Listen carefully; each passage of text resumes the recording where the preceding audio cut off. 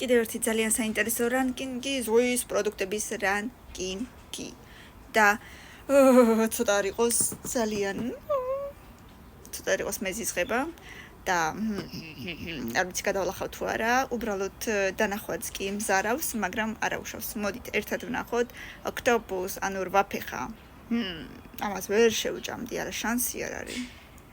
მეათეზე caviar, ანუ ხიზილალა, სადღაც მესამეზე იყოს, კი ბატონო. lobsteri ამბობენ რომ ძალიან გემრიელია, თუმცა არ გამისინჯავს მეექვსეზე. seaweed არ ვიცი რა არის, წარმოდგენა არ მაქვს, ვერც ხვდები რას ნიშნავს მე-9-ზე არ ვიცი. crabs, კრაბი გამისინჯავს და ძალიან გემრიელია, კი ბატონო მე-2-ზე. აუ ამის სახელი და მოვიწყდა, არ მიყვარს, ერთხელ გავსინჯე, არ მომეწონა საერთოდ. სელმან თევზია, თევზეულება მიყვარს, როგორც ასეთი თევზი მიყვარს კი. ესეც გემრიელია ძალიან მე-4-ზე.